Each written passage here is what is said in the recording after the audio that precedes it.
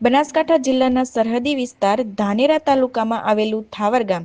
આ ગામ આજે માત્ર ગુજરાતમાં નહીં પરંતુ એશિયા સ્તરે દૂધ ઉત્પાદન માટે ઓળખાય છે. એક સમય એવો હતો જ્યારે અહીં પૂરતું પાણી હતું. ખેડૂતો ખેતી કરીને પોતાનું જીવન સરળતાથી ચલાવતા હતા. પરંતુ છેલ્લા ઘણા વર્ષોથી પાણીના તળ સતત નીચે જતા ખેતી કરવી મુશ્કેલ બની ગઈ છે. ચૌધરી અશોકભાઈ ગણેશભાઈ, ગામ થાવર.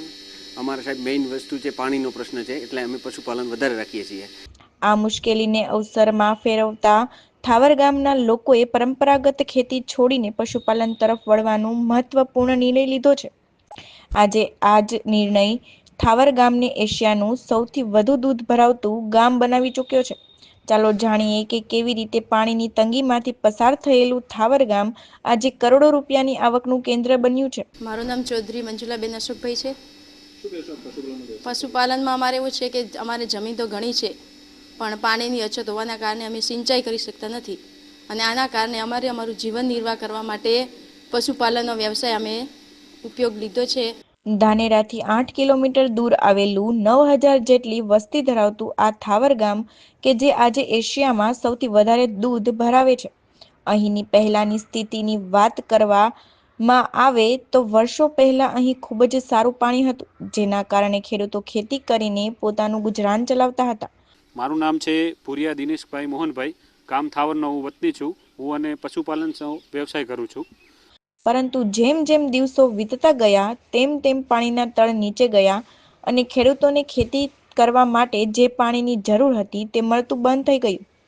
અત્યારે ખેડૂતો પાસે જમીન તો છે પરંતુ પાણી નથી, જેના કારણે ખેતી નથી કરી શકતા.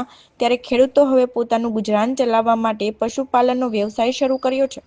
અને પશુપાલનને વધારે રાખવાનું મેઇન કારણ કે પાણીના તળ જે છે એ બહુ ઊંડા જતા રહ્યા છે, એટલે અમે ખેતીવાડી બહુ ધ્યાન આપી શકતા નથી. ખેતી છે અમારી જોડે 15-20 વીઘા, પણ અમે ખેતી નથી કરી શકતા. એનું કારણ કે પાણી નથી. અમારે પાણીનો મોટો પ્રશ્ન, એટલે અમે પશુપાલન વ્યવસાય વધારે રાખીએ છીએ. પહેલા પશુપાલકો 1-2 પશુ રાખતા હતા, પરંતુ પાણી ન હોવાને કારણે હવે માત્ર પશુપાલન જ એક આવકનું માધ્યમ બન્યું છે અને તેઓ પશુપાલન થકી મહિને લાખો રૂપિયાની કમાણી કરીને પોતાનું ગુજરાન ચલાવે છે.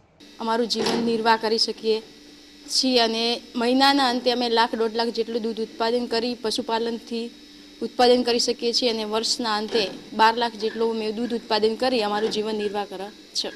બનાસકાંઠા જિલ્લાના ધાનેરા તાલુકામાં આવેલું થાવર ગામ આજે દૂધ ઉત્પાદનના ક્ષેત્રે એક અનોખી ઓળખ બનાવી ચૂક્યો છે.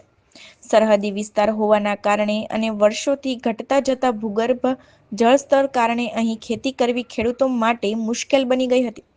પરંતુ થાવર ગામના લોકોએ હાર માનવાને બદલે પશુપાલનને પોતાની મુખ્ય રોજગારી બનાવી. અત્યારે અમારે પશુપાલનનો મુખ્ય ઉદ્દેશ એવો છે કે અમારા છેલ્લા 5 વર્ષથી પાણીના તળ ઊંડા ગયા છે, જેના કારણે અમારે ખેતી થઈ શકતી નથી. અને પાણી બહુ ઊંડું જવાના કારણે અમે ઓપ્શનમાં ખેતી સિવાય બીજું પશુપાલનનો વ્યવસાય સ્વીકાર્યો છે. આજે થાવર દૂધ મંડળી સાથે 1500થી વધુ પશુપાલકો જોડાયેલા છે, જે રોજના સરેરાશ 70,000 લીટર દૂધ મંડળીમાં ભરાવે છે. માસિક ધોરણે જો વાત કરીએ તો આંકડો 20 લાખ લીટરથી વધુ. અમારે પશુપાલનમાં સૌથી વધારે આવક હોય તો 1.5 થી 2 લાખ રૂપિયા મહિનાની. 12 મહિનાની ગણીએ તો સરેરાશ 6 થી 8 લાખ રૂપિયા થઈ જાય. અને વાર્ષિક રીતે 2 કરોડ લીટરથી વધુ દૂધનું સંકલન થાય છે. દૂધની ચૂકવણીની વાત કરીએ તો મંડળી દ્વારા દર 15 દિવસે 4.5 કરોડ રૂપિયાથી વધુ, દર મહિને 9 કરોડથી વધુ અને દર વર્ષે 80 કરોડથી વધુ રૂપિયાની ચૂકવણી કરવામાં આવે છે. જેની અંદર હું મારો મહિનાનો 2,60,000 જેટલો પગાર આવે છે, જેનું વાર્ષિક ટર્નઓવર મારું 21 લાખ રૂપિયા છે, અને મારી જોડે અત્યારે નાના મોટા થઈ અને 35 પશુ છે. જો દૂધના ભાવ ફેરફાર સહિત કુલ વાર્ષિક વ્યવહાર જો ગણવામાં આવે તો થાવર ગામમાં 100 કરોડ રૂપિયાથી વધુનું દૂધ ભરવામાં આવે છે. ખેતી કરતાં પણ વધુ આવક આપતું પશુપાલન આજે થાવર ગામના લોકો માટે આર્થિક સ્થિરતા અને સમૃદ્ધિનું માધ્યમ બન્યું છે. પાણીની તંગીમાંથી પશુપાલન દ્વારા સમૃદ્ધિ તરફ આગળ વધતું થાવર ગામ આજે સાચા અર્થમાં ગુજરાત નહીં પરંતુ એશિયાભરમાં એક ઉદાહરણ બની ચૂક્યું છે.